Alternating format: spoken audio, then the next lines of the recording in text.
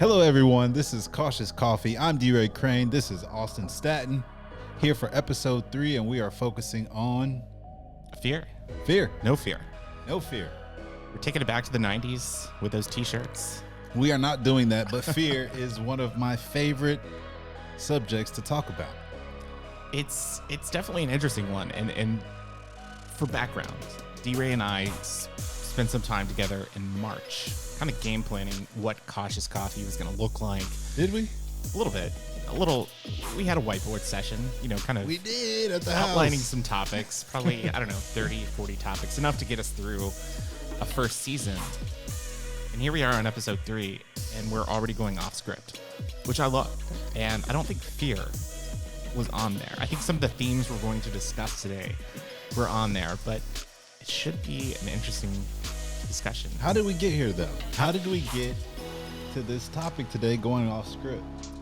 I think it's just, it's just feedback that we've gotten. It's talking with one another. If there's, maybe something that comes up, maybe it's an idea that emerges from a past episode or a comment or something like that. And first off, before we actually get into fear, we have to say thank you, because the first 2 episodes, the feedback that we had was absolutely phenomenal. We had listeners from all across the United States. We had listeners from Germany, the Netherlands, and Iceland. I mean, that's incredible. Did you think anyone from Iceland would listen to the podcast? I saw that text you sent me, and I did not. Iceland didn't cross my mind. And as Austin thanks you all, I want to thank Austin here, because if it weren't for Austin, Cautious Coffee may not make it to the masses. I am just so impressed by Austin and his vigor and work ethic and creativity. Oh my goodness, this guy! I'm telling you, amazing. Well, it's a team effort. You bring the heat, you bring the insights. It's setting the grassroots for your congressional campaign. This is essentially getting you prepared for those interviews, those conversations, those town hall meetings, if you will. But I appreciate the kind words. And one of the things that I'm excited about is we revamped our website. So if you went to our website sometime in March, maybe early April, it sucked, to be honest. There was just a placeholder there, letting people know what the show was and who we are. And so we've completely revamped that. So if you go to cautiouscoffee.com, you can find a link to all of our social media platforms. You can find each episode will be posted there. The link to listen on iTunes, Spotify, wherever podcasts are heard. And then also we opened a merch shop. So I don't know if anyone's going to buy our merch or if anyone wants merch, but if you want a hoodie or something like that. Crop tops coming soon. If not, just grab some scissors, cut off the shirts. But if you go to cautiouscoffee.com, there's a link at the top for shop. You can click on that. Fear. What does it mean to you, man? So a couple of days ago, I think I sent Austin a text and said, "Hey, let's chat about fear in our next Cautious Coffee episode," because with the last episode on time, Austin brought up skydiving, which is highly associated with fear, and that wasn't intentional necessarily, but it's just how the flow of this show is going. And then the episode before that, we ended it with not letting fear get a vote, or maybe we started it that way. So it made sense for fear to be our next one. Like I said, it's one of the topics that I love discussing because it's one of those things that stops people in their tracks. I thought your words were really powerful for episode 1. Don't let fear get a vote. And I think that's something that it's really dictated society, especially in the social media era, whether it's fear of getting canceled, whether it's fear of doing something stupid, fear of traveling, doing something outside of your comfort zone. And as DeRae related to in episode 1, one of the ways that we connected originally was this sign that was on my desk at work saying "Seek discomfort." And at the end of the day, I think seek discomfort is all about facing your fears and trying to overcome those obstacles. At least that's maybe what I infer it as a little bit. And I agree with you, or I should say I don't disagree. What I like about fear and seeking discomfort is it forces you, if you are switching over from your system 1 brain, which is, kept our predecessors, our ancestors alive for millennia, to your system 2, and think about why you're scared. Why do you feel so compelled to fear right now? And if you really dissect that and you dive into that, you take it apart, put it back together, you can overcome a lot of different obstacles. Instead of just having that knee-jerk reaction of, I'm scared of this, I don't want to do it, I'm taking my basketball and I'm going home. Prior to recording this episode, we posted a few thumbnails, I guess, on our social media channels. And we shared 3 questions. And some of the questions were, if there's something else you'd rather be doing, why aren't you doing it? If there's somewhere else you'd rather be, why aren't you there? If there's someone else or someone else you'd rather be with, why aren't you with them? And we did have some comments. So for me, I put fear of heights, fear of failure, fear of complacency. And then we had a comment actually that came in from another listener, RB, and she said obligation. And so each person has a different definition of what fear might mean to them. And I think that's perfectly okay. No doubt about that. And with that, Austin, I want to ask you, what is your earliest, scariest memory? Yeah, so this one took a moment for me to actually think of. And I don't know if it was one of the first memories or not. So I did fall off of a bicycle when I was like 5 years old. We all. It happens. Had to go to the hospital, concussion. But I don't know that I was really fearful. Explains a lot. I think my parents were more fearful. But I think one of the fearful or scary moments that I had, this is probably childish, whatever, but kindergarten. It was one of the first few weeks, months of school, and we would go outside as like a class to recess. And I was like the youngest kid in our street neighborhood growing up, and I would always play baseball with the older kids. And I think I saw some older kids that I knew, so I stopped and said hi, talked with them, and I guess somehow my class kept on going. Went to the recess area, and I got lost.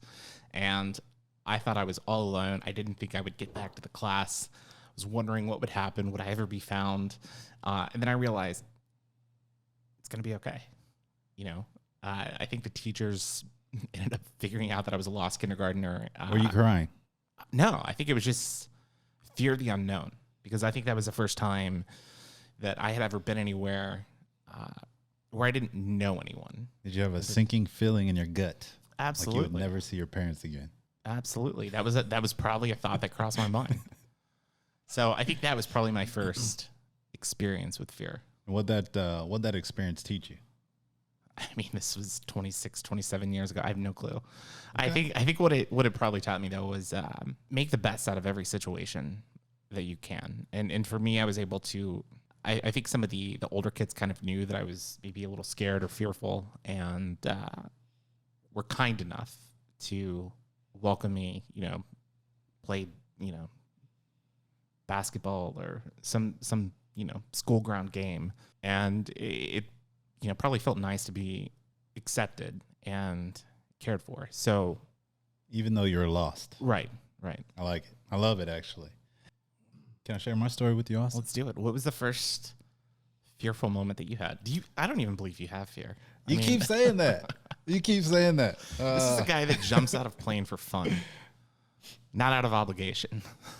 But part of unpacking that fear is, thinking my way through it, dancing with the fear. But my earliest memory, scariest moment is when I was a kid. I had to be like, I don't know, 10 years old. There was a pool party. Now, I could not swim. My dad cannot swim. To this day, my father cannot swim. But at the pool party, there's a deep end of the pool. There are those floaties, the long ones that you can, put your body on. And I was like paddling on it, and we were playing a game. Bunch of kids in the pool playing a game. And somehow I ended up in the deep end of the pool, and I fell off that floaty. And I almost drowned.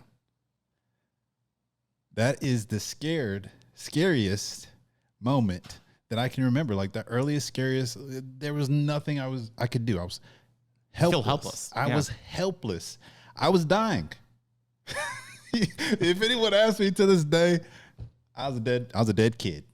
All right. And I remember seeing this angelic creature. She was a girl that was a couple of years older than me.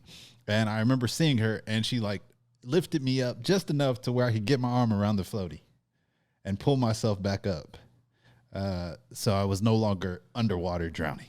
So have you been swimming since? Austin, A couple of weeks later, I went to the public pool, February pool in Davenport, Iowa.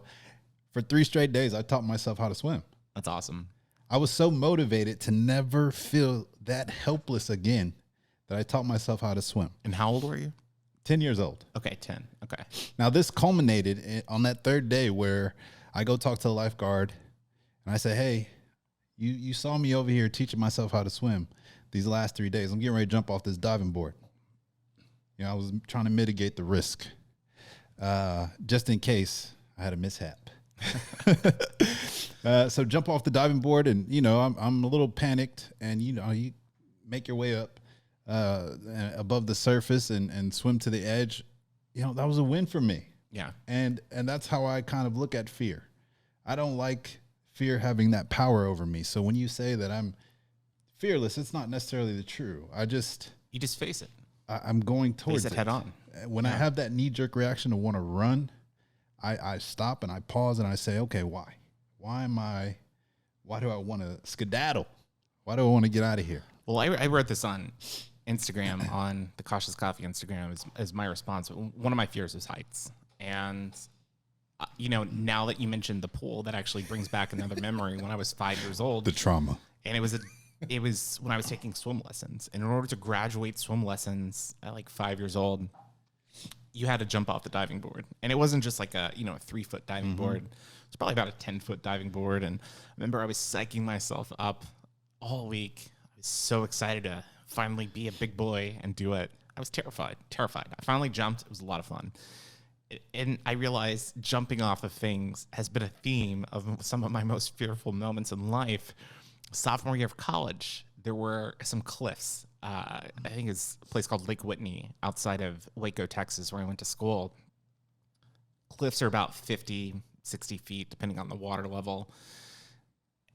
And all of my friends were jumping like it was no big deal. Everyone had jumped 3 times before I finally worked up the courage to do it. And I had my friends count down, and I was like, all right, I have to do it. So when you say 3, 2, 1, I've got to go. Like, that's it. We can't do a mile hike there, a mile hike back for me not to jump. And it was one of the coolest feelings ever. You know, we actually did have somebody on that trip that penciled right away, had a massive bruise down their entire side. So I was fortunate that I was okay, but you know, I did everything, followed the correct procedures and everything like that, and it was a great experience. So fear of heights, that's something that is stuck with me for a while. Yeah, I can see that. I don't know that anyone gets over that fear, really. I think they just really learn how to deal with it. Yeah. And I face fear a little differently. So when you say that I'm fearless, or I do. I feel the fear and I dance with it. I think I mentioned that earlier, and that comes from having, I started boxing when I was 9 years old, and I have over 300 fights over 20 years, and you have to systematically manage your emotions because your adrenaline is pumping, and if you just let it pump, it'll wear you out, and you'll be tired before you get into the ring, before you even compete, before a bell rings. And you're like, oh my goodness, why am I so tired? So especially as you become a more elite athlete, you really learn how to manage your emotions in that way. And then it also cognitively, like, can you perform under pressure? And I can really appreciate that. And that's one of the reasons why I want you to jump out of an airplane, and why I wanted you to seek discomfort. Why I so loved that sign on your desk, and wanted to talk you up to see if you were about that action. And that last episode we left off. Yeah, it was a teaser. Austin said that I will not allow anyone to tell me no about skydiving, something like that. Right? I was like, you strongly encourage people to skydive. I strongly encourage, because my tribe, right? My tribe of people think about why they are scared of something, right? They don't just blow it off and keep it moving. They're going to take a moment and overcome this. And I want to help them. I want to encourage folks to do that. And especially if I like you. And I liked Austin, so I did not allow him to just tell me no. Well, that story is really interesting. So I think you asked me about skydiving in December. And I think the first weekend that you asked me, it was like a Baylor football game. I think they were playing Texas or something like that. And as a sports fan, season ticket holder, I'm not going to miss that game. So I told DeRae, I was like, hey, can't do it. And then, we've got a trip to Germany coming up, and then it's the holidays. Let's try it again sometime early in 2020. And then, of course, January, February, it's a little bit cold. You're out in the desert for, some Army training. Mm-hmm. And then COVID-19 hits, and skydiving is shut down. So in my mind, I'm thinking, all right, this is perfect. This is a way for me to get out of it. And then Skydive Spaceland Houston opens up probably, June, July, somewhere in that time period when a lot of outdoor activities had opened up. And that's when you start asking me again, do you want to go skydive? And I'm like, making up excuses here and there. And you kept on pushing. And I told my fiance about it. This is probably like in August. So this is prior to us being engaged. And I was like, yeah, DeRae is encouraging me to go skydiving. And she was like, you should do it. Just don't tell me about it. And I was like, all right. And DeRae asked again. I think the next time he asked me, it was like, called me at like 5:30 in the morning on a Saturday. Of course, I'm not going to pick up at 5:30 in the morning. I think I was headed to the drop zone. Yeah. So I texted him back, letting him know what's up. And just didn't make it. And so we actually, when we hosted Cautious Coffee as just an internal conversation at the company that I worked for, we really wanted feedback from people. And we set a goal that, all right, if we get 10 surveys filled out. We did. By like 5 o'clock on a Friday. So people had like 8 hours to turn around a survey. Then I would jump out of a plane. And sure enough, 10 surveys, just like that. And I remember the moment that I finally decided, all right, let's do it. I think it was like the weekend of November 12th, 13th, whatever that weekend is. Bad weather potentially happening. And I told myself, all right, I actually need to pay for this. I need to not just show up at the drop zone. I need to put my credit card down, because if I don't, I'm going to find a way to make an excuse and get out of it. So I did. I showed up, and Friday night, I was completely terrified, about thinking of all the worst case scenarios. And then I saw a video from Will Smith, and he was discussing his first skydiving experience, and it was with his son Jaden in Dubai. And he had a quote in there that I absolutely loved. It was, God put the best things in life on the other side of fear. And I think at that moment, I was calm, driving out to the drop zone, calm, going up to 14,000 feet, calm, jumping out of the plane, exhilarated. I think the most fearful that I had been probably in my life was after, when I told my fiance about skydiving, and I thought she was going to kill me on the spot. You don't know that brain game. She's in the other room right now, so she probably comes out and said, "Yep, don't do it again." You were inside your head, yeah. Before. But how often do people do that? How often are they inside of their head just scared? We psych ourselves out and we think worst case scenario. Yeah, think worst case scenario, think we're not good enough, we're not smart enough, we're not fast enough, we're not strong enough. All these things we aren't enough of. But you are enough of something. And if you're not, well, go find out. Go find out where the gaps are, where you fall short. But don't let fear get the vote. Right. And that's part of what I meant, too. I meant, when you go to the polls, hey, don't vote out of fear, but also in your own mind, when you're making decisions, sit fear on the bench. Say, just go ahead and sit this one out, fear. I don't need you right now because I'm not in the jungle, and there's not a tiger that's getting ready to jump out and I heard a noise in the middle of the night. That'll be coming to a merch shop near you soon. Don't let fear get a vote. We'll put that on a t-shirt, cautiouscoffee.com. But I think that's true. It's sometimes it's also the fear of the unknown. And you mentioned boxing a few moments ago, and I kind of want to go back to you and your career. It's not like you were just some random amateur boxer who did it for fun. I mean, you had Olympic aspirations. The Olympic trials in 2008 didn't go the way you wanted. 12 and 16. 2012, you were in Afghanistan, if I had that correct. Or you couldn't train because you were deployed in Afghanistan as much as you would have liked. No, I fell short like in 2010, and then I was trying to get on the first thing smoking to deploy. So I had fallen short of qualifying for the 2012 games. Yeah. And then 2016. It was my best run. Kind of your last hurrah. Yep. You finished second in your weight class. And I'm kind of curious, just from your end, did that fear of not making it to Rio, did it stick with you? I mean, was there a fear kind of the unknown after finding out that even your best just wasn't good enough on that particular day? No, when my name was not called as the winner, I knew right then at that moment I was done. I knew that I had given everything that I could possibly have given this sport, blood, sweat, and tears for 2 decades. I had 3 surgeries leading up to that Olympic team trials, and not one time did I doubt whether or not I was going to make that team. The man who beat me, a worthy adversary, Cam F. Awesome. That is not his. That's a name. That's not his birth name, but I love the name. And like I said, worthy adversary. He beat me, 3-0 both times. Amazing athlete. Had won a dozen national championships. I would have loved it if he would have stayed at super heavyweight instead of coming down to 201. So he dropped down a weight class. Okay. He dropped down a weight class, but I knew I had given it my best shot, and he was just better than me. So he deserved to move on, and that's how I approach everything. Even though I fell short, I was okay with it because I gave it my all. There was nothing more I could have done. There was no fear of the unknown. I was ready to move on, though, and put that energy elsewhere. That same energy that said, hey, I want to teach myself how to swim. Jumping out of airplanes, it only came about because I was supposed to go to airborne school. Interesting. I was supposed to go to airborne school, but I started a new role, working in CNA. I had no clue. And I didn't want to be gone for 3 weeks, so I went to Skydive Spaceland Houston.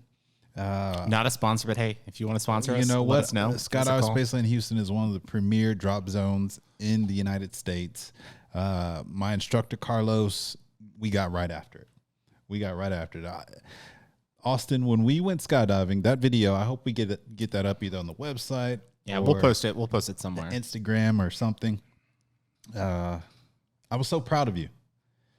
And I want to encourage you to maybe skydive a couple more times without a tandem jump because... See, I'm engaged now. So I have to make these decisions, not just on my own. You know what? I totally... happy wife, happy life. I understand that. I understand it. But I am so proud of you for doing that. I was so happy, and just, the people that are closest to me, I want them to overcome their fear and not let anything stand in their way. It was an incredible moment. Like I said, fearful the day before, to the point where I cleaned my apartment just in case something bad happened. Things I never knew. Yeah. I never knew that. But driving out to the drop zone, and the entire day I was just so calm. And I knew everything was going to be okay because you trust the instructors, you trust the technology, and you just have to put fear to the side. And at that time, I had to have that mindset of seek discomfort, let that supersede everything. So when they interview, I think they're trying to kind of psych you out and see how play into that fear. And I kept on telling them, like, no, I'm just here to seek discomfort. That's my plan. And so basically leaning into that fear. And it's all in your mind. It is. It's all in your mind. The moment that you step out of that plane, it's just incredible. I mean, hearing the wind and almost feel, you don't realize that you're falling necessarily. And then the moment that they pull that chute, the canopy, when it comes out over top and okay, we're good to go. It's just so peaceful and calm up there. So if you haven't jumped out of an airplane, I'd highly encourage just giving it a shot. So I also race motorcycles. Probably won't do that. And tipping into a turn at triple digits is stupid. It's more so just testing my abilities. That's all the fear is. Once you put the type 1 thinking away and start thinking through these different challenges that cause you to be scared, like skydiving, it's a very low probability that you don't finish that skydive. Right. And if you look at the stats on skydiving, I mean, your drive to the drop zone is statistically more dangerous. Yes. And then most of the accidents that do happen from skydiving are not tandem. They're solo, and it's usually people colliding in midair because they're trying to do different maneuvers, or maybe they've got a wingsuit on or something like that. And oftentimes what happens is they're knocked out. That's why you have to wear a helmet. That's, why you have to communicate. Make sure that everyone's on the same page. You rehearse things. You have to let people know what you're doing.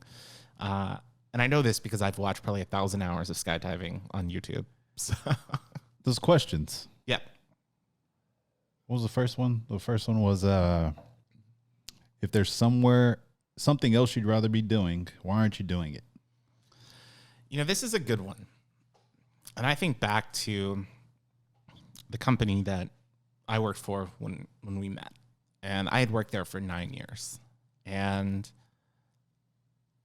we had layoffs. Obviously, the energy industry tanked in 2020 because of the pandemic.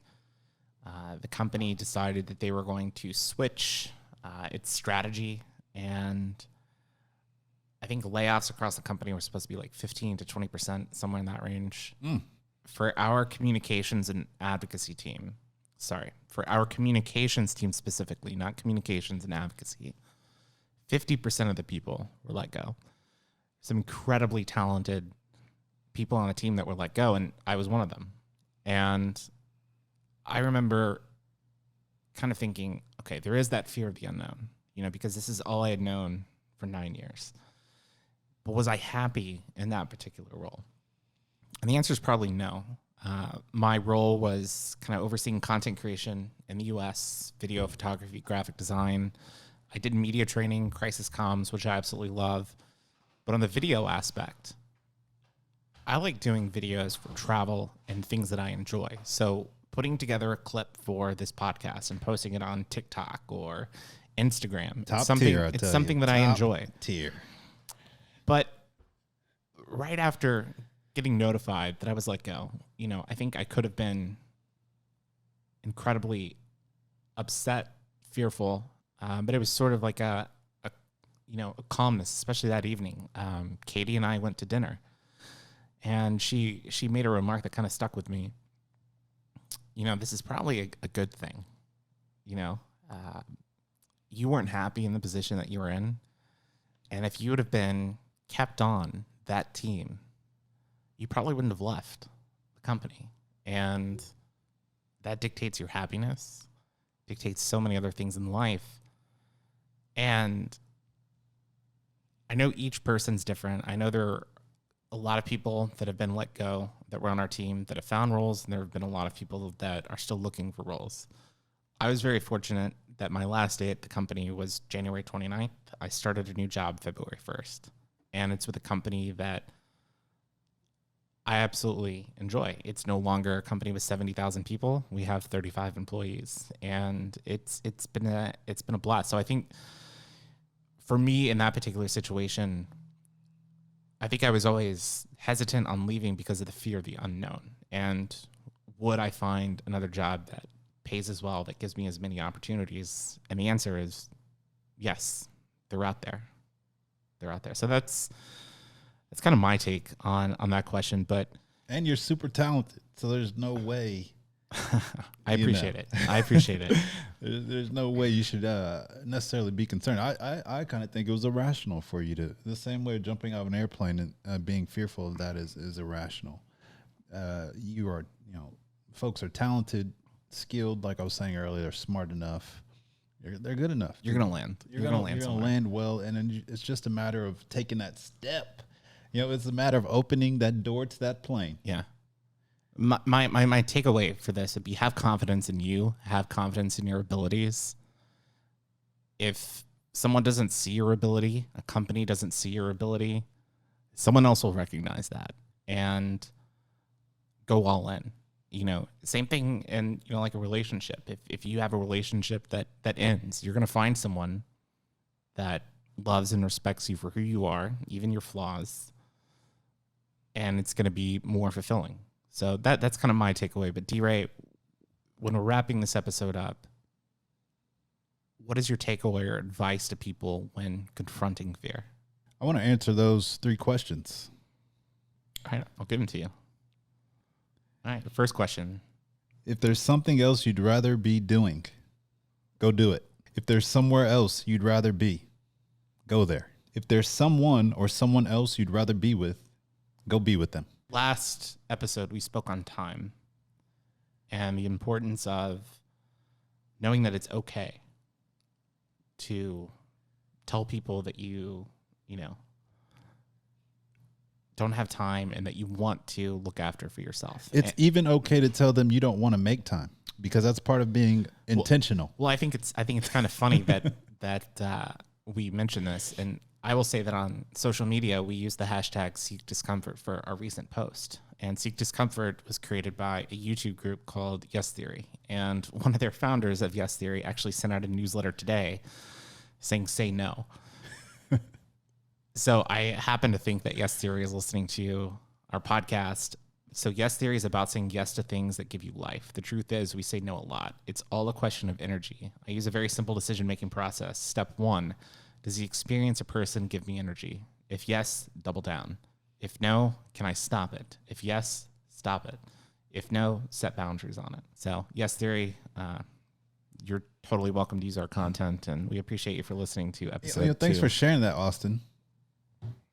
If I'm motivated to go and do something, I'm going to go do it. Yeah. But if it's something I'm not into, I'm going to be super lazy about it. Yeah. And that's okay. Takeaways: face fear, confront fear, don't live in fear. Yeah, think about why Don't you're let scared. fear get a vote. Think about why you're scared. Yeah. Well, you did great. Introducing this episode, we joked around prior to hitting record that this could be an outtake, and here we are 33 minutes later into this episode. So we hope that you enjoyed episode 3 of Cautious Coffee. And if you want to follow our work and what we're doing, just go to cautiouscoffee.com.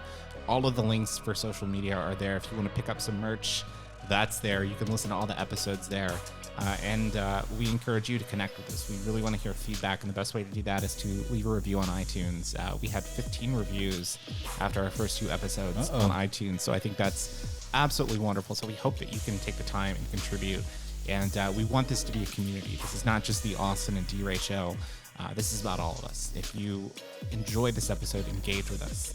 Give us show ideas, and we will try to incorporate them in upcoming episodes. So, DeRae, send us on. Are we going to invite people to join us for tapings of these podcasts? We are, but they have to join Patreon. Well, now they know. So join if you our want to, Patreon. if you want to be part of the exclusive, the OG Cautious Coffee Club, whatever you want to call it, patreon.com/cautious coffee. Until next time.